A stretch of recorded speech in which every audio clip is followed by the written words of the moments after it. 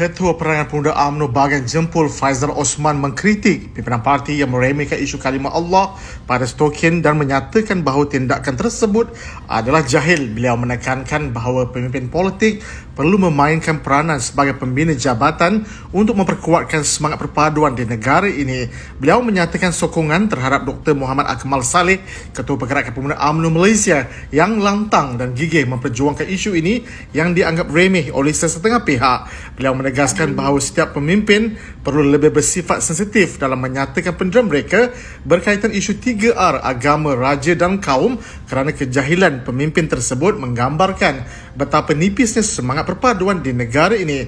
Beliau menyeru umat Islam agar terus memboikot barangan KK Mat dan menggesa pihak berwajib untuk bertindak dengan lebih tegas dan mematuhi undang-undang. Barisan Kepimpinan Pergerakan Puteri UMNO Malaysia menunjukkan penghargaan terhadap titah Yang di-Pertuan Agong Sultan Ibrahim yang menzahirkan ketegasan terhadap isu tersebut.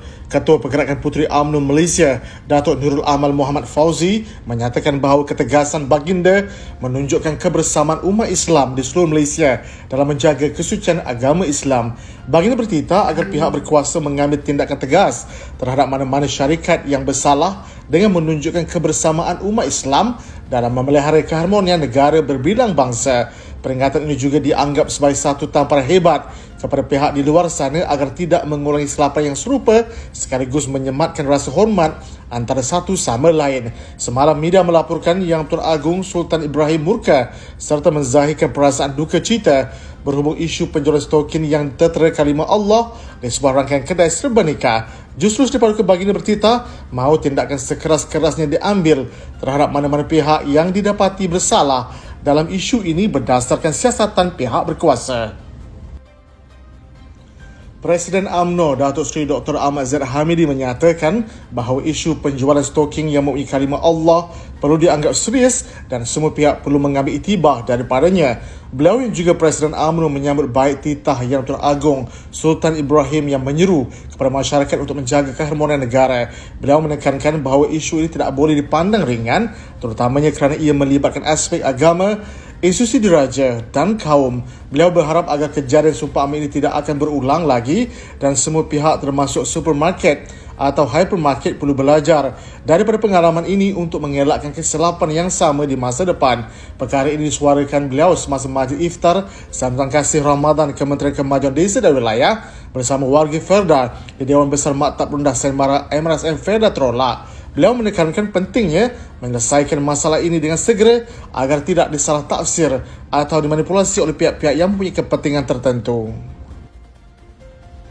UMNO Sabah perlu bangkit dan menebus sebelum maruah untuk mengambil alih semula kerusi yang hilang daripada pemimpin UMNO sebelum ini pada Pilihan Negeri ke-17 akan datang.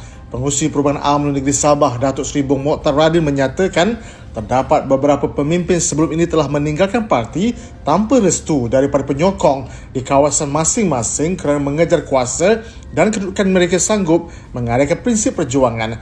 Ujarnya bagi mencapai kejayaan pada PRN ke-17, semua jentera parti perlu bekerja keras sebagai sebuah pasukan serta mengenal pasti jumlah ahli parti yang ada di kawasan masing-masing.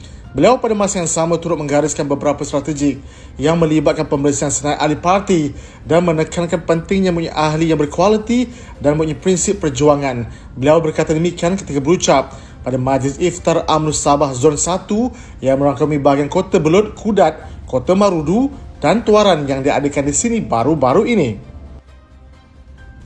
Malaysia meraih potensi pelaburan bernilai RM46 bilion dan ekspor RM2.4 bilion menerus misi perdagangan dan pelaburan ke Jerman dan Perancis baru-baru ini. Menteri Pelaburan, Perdagangan dan Industri Tengku Datuk Seri Zafrul Abdul Aziz menyatakan bahawa terdapat penyertaan daripada syarikat terkemuka seperti XFAB, Analysis, Infineon Technologies AG, Airbus Group dan lain-lain. Beliau yang mengetuai misi itu berkata tiga syarikat itu turut berkongsi rancangan pelaburan masing-masing serta minat untuk menjalin kerjasama strategik di Malaysia yang memberi sumbangan besar terhadap landscape ekonomi negara.